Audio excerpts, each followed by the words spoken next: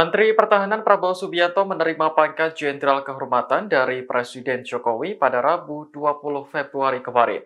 Sebelum Prabowo, pangkat ini juga pernah diberikan kepada sejumlah purnawirawan di tanah air. Dilansir Kompas.com, Sarwo Edi Wibowo merupakan salah satu penerima pangkat Jenderal Kehormatan. Pangkat itu diberikan oleh Presiden Soeharto pada November 1997. Sarwo Edi yang bertugas di Kopassus ikut berperan dalam penumpasan G30 SPKI pada tahun 1965 hingga 1966. Selanjutnya, purnawirawan yang juga menerima pangkat Jenderal Kehormatan dari Presiden Soeharto adalah Susilo Sudarman. Ia pernah menduduki posisi Panglima Komando Wilayah Pertahanan Sumatera dan Kalimantan Barat pada tahun 1980 hingga 1985. Kemudian, Abdullah Mahmud Hendro Priyono juga menerima pangkat Jenderal Kehormatan. Pangkat itu diterima saat dirinya menjabat sebagai Kepala Badan Intelijen Negara pada tahun 2001 hingga 2004.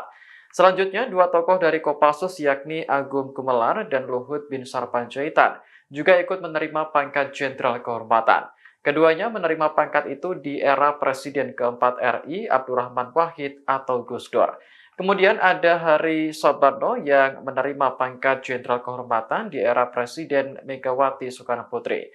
Terakhir yakni Susilo Bambang Yudhoyono yang mendapat pangkat serupa pada tahun 2000. Paham pembangunan disebut developmentalis, berhasil menaikkan ekonomi kesejahteraan kita begitu rupa, tapi lupa demokrasi. Para tokoh pendukung calon presiden nomor urut 1 dan 3 berkumpul untuk membahas dugaan kecurangan pemilu. Acara berlangsung dalam sebuah diskusi di Hotel Grandika, Jakarta Selatan pada Sabtu 2 Maret 2024. Di antara tokoh pendukung Anies Muhaimin yang hadir seperti Sudirman Said dan Yusuf Martak.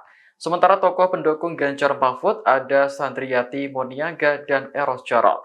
Dilansir Kompas.com, tema yang diusung dalam diskusi tersebut adalah pemilu terburuk dalam sejarah Indonesia. Sudirman Said mengatakan pemerintah saat ini adalah era mekanisme kontrol yang rusak. Misalnya DPR yang sekarang lebih banyak koalisi ketimbang oposisi, sehingga tidak terjadi mekanisme kontrol yang baik. Begitu juga kontrol terhadap hukum yang dinilai sangat buruk di era pemerintahan Presiden Jokowi. Sudirman Said menyinggung terkait konsolidasi masyarakat sipil. Ia menyebut akan memperjuangkan masyarakat di jalan tengah tanpa menggunakan atribut capres tertentu. Nah, Pak Harto dengan sebutan sebagai Papa Pembangunan atau membawa paham pembangunan disebut developmentalis, berhasil menaikkan ekonomi kesejahteraan kita begitu rupa, tapi lupa demokrasi.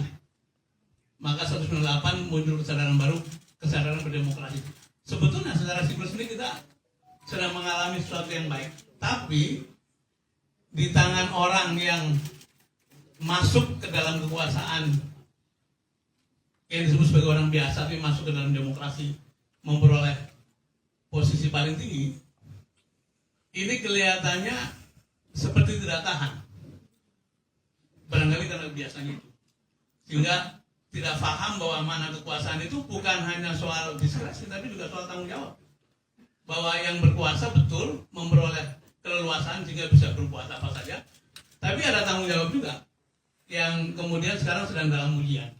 Apakah kekuasaan itu bisa dipertanggungjawabkan atau tidak? Dan saya betul-betul khawatir apakah masa-masa ini, hari-hari ini akan menjadi siklus 20 tahunan yang membalik keadaan, atau bertambah 20 tahun lagi keadaan seperti ini, sehingga kerusakan akan terjadi terus-menerus dalam waktu 20 tahun ke depan.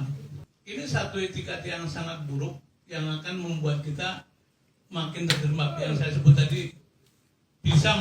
Wakil Kapten Timnas Anies Muhaimin Sudirman Said mengaku mendengar kabar ada skenario agar seluruh partai bisa berkoalisi dengan pemerintahan mendatang. Jika benar terjadi, ia khawatir skenario tersebut bisa menurunkan makna demokrasi Indonesia. Hal itu disampaikan Sudirman dalam sebuah acara diskusi di Hotel Grandika, Jakarta Selatan pada Sabtu 2 Maret. Tema yang diangkat dalam diskusi tersebut adalah pemilu terburuk dalam sejarah Indonesia. Sudirman menyinggung adanya skenario untuk memasukkan seluruh partai ke dalam satu koalisi besar yang sifatnya permanen dan jangka panjang.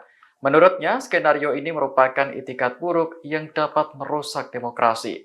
Adapun diskusi kali ini juga dihadiri oleh tokoh pendukung Ganjar Mahfud seperti Sadriati Muniaga dan Eros Jarot.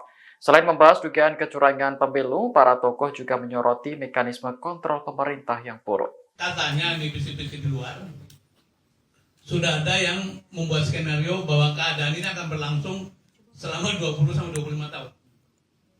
Bahkan sudah mulai ada bisik-bisik, sudah seluruh partai dimasukkan ini dalam satu koalisi besar, permanen, jangka panjang, tinggal 1 atau 2 ditinggalkan di luar. Ini satu etikat yang sangat buruk, yang akan membuat kita makin terjerembab. Yang saya sebut tadi, bisa masuk dalam kategori unfixable, tidak bisa diperbaiki. Ya memang, jangan heran kalau KPU-nya tidak netral, jangan heran kalau Bawaslu-nya tidak berfungsi, jangan heran kalau Wakil Kapten Timnas Anies Muhaimin Sudirman Said menyebut ada yang salah dalam penyelenggaraan pemilu 2024. Menurutnya, hal tersebut banyak diungkapkan oleh kelompok masyarakat sipil. Saat ditemui di sebuah hotel di Jakarta Selatan pada Sabtu 2 Maret, Sudirman menyinggung soal pelanggaran etika. Ia menilai pelanggaran yang seolah dibiarkan itu menjadi bukti bahwa demokrasi di Indonesia sedang tidak baik-baik saja. Bahkan Sudirman menyebut pelanggaran itu dilakukan oleh orang yang kedudukannya paling tinggi di negeri ini.